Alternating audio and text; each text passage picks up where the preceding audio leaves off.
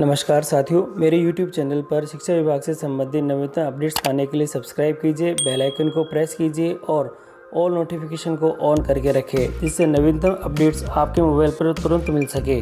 शिक्षा क्षेत्र से जुड़ी हुई हस्तियां, गांव से पधारे हुए समस्त भामाशाहों, ग्रामवासियों, मेरे कर्णधार युवा साथियों और मेरे सामने विराजमान राजस्थान का गर्व और आने वाला भारत का भविष्य, मैं सबसे पहले तो आज इस कक्षा 12वीं के विदाई समारोह एवं अपने नाहद गांव के वार्षिक उत्सव समारोह पर सबसे पहले तो गुरुजनों को समर्पित करना चाहूंगा, क्योंकि एक गुरुजन ही होता है जो अपने विद्यार्थी अनगढ़ पत्थर रूपी विद्यार्थियों के अंदर हीरे रूपी चमक पैदा कर देते हैं, जो जमीन से आसमान तक का एक इंसान का सफर करवा देते हैं, जिनका करता है हर कोई सम्मान, जो करते हैं वीरों का निर्माण, जो असली मायने में बनाते हैं इंसान को इंसान। ऐसे गुरुजनों के श्री चरणों में कोटि कोटि वंदन करता हूं, कोटि कोटि प्रणाम करता हूं। अब मैं विदा होने वाले इन साथियों से कहना चाहूंगा कि शिक्षा एक बहुत बड़ी ताकत है, शिक्षा एक देश की एक अमूल्य धरोहर है, शिक्षा ही बढ़ती हुई समाज तथा बढ़ते हुए राष्ट्र के लिए एक प्रगति का द्योतक है। शिक्षा वो है जो जमी व आसमां को बदल देगी, शिक्षा वो है जो जमी व आसमां को बदल देगी, जो चांदनी रात के महताब को बदल देगी। तुम किताबों से मोहब्बत करके तो देखो, ये तुम्हारे हाथों की लकीरों को बदल देगी, ये तुम्हारे हाथों की लकीरों को बदल देगी।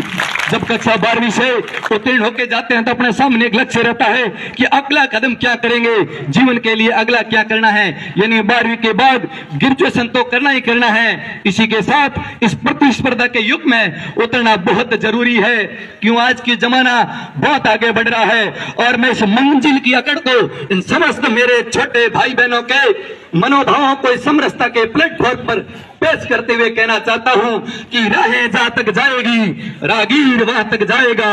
तुम दरिया से क्या पूछ रहे हो कि नीर कहां तक जाएगा, खींच धनु अपने डोर की लक्ष्य था जो मंजिल का, बाकी बाद में देखेंगे कि दूर कहां तक जाएगा, बाकी बाद में देखेंगे कि दूर कहां तक जाएगा। यानी आज को सफल बनने के लिए लगन, मजबूत हौसला एवं लगातार प्रयास करना बेहद जरूरी है। मैं आपको एक लगातार प्रयास का एक अनोखा उदाहरण पेश करना चाहता हूं कि एक बार एक गुरुजी ने एक छात्र को पूछा था कि बता 12 न 12 कितना हुए, तो छात्र ने कहा कि 12 न 12 तो 48 हुए।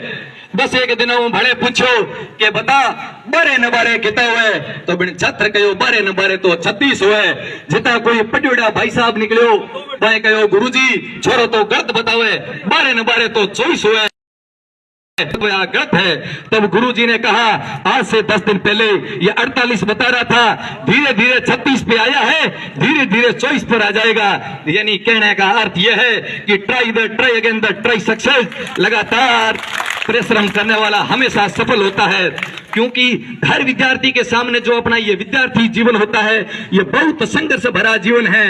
हर विद्यार्थी के सामने कठोर से कठोर परिस्थितियां जरूर आती है, क्योंकि परिस्थितियों का आना पार्ट ऑफ लाइफ है। उन परिस्थितियों का डटकर मुकाबला करना ही आर्ट ऑफ लाइफ है, जीवन जीने की कला है। मैं यही कहना चाहता हूं, इन सभी विद्यार्थियों के मनोभावों को इस मंचासीन अतिथियों के सामने पेश करना चाहता हूं कि पूरी धरा साथ दे तो और बात है, तुम जरा भी साथ दो तो और बात है। चलने को तो दुनिया एक पांव पर चलती है, लेकिन दूसरा पैर भी साथ दे तो और बात है, लेकिन दूसरा पैर भी साथ दे तो और बात है। मैंने मेरे छोटे भाइयों को यह संकेत देना चाहता हूं कि कभी जिंदगी में मायूस मत होना, कभी जिंदगी में मायूस मत होना। तेरा नाम बन सकता है अगर हो हौसला मजबूत, तो अखबार बेचने वाला भी अब्दुल कलाम बन सकता है, अखबार बेचने वाला भी अब्दुल कलाम बन सकता है। चाहे लाख हो दलदल पांव जमाए रखिए, कौन कहता है कि छलनी में पानी नहीं रुकता। हौसला बनने तक बर्फ बनाए रखिए, हौसला बनने तक बर्फ बनाए रखिए। इन्हीं शब्दों के साथ विदा होने वाले मेरे छोटे भाई बहनों को उज्जवल भविष्य की मंगल कामनाएं। इन्हीं के साथ पूर्व विद्यार्थी होने के नाते आज के कार्यक्रम में पधारे समस्त ग्रामीण बंधुओं, भामाशाहों, अतिथियों का मैं हार्दिक अभिनंदन एवं आभार प्रकट करता हूं। जय हिंद, जय भारत।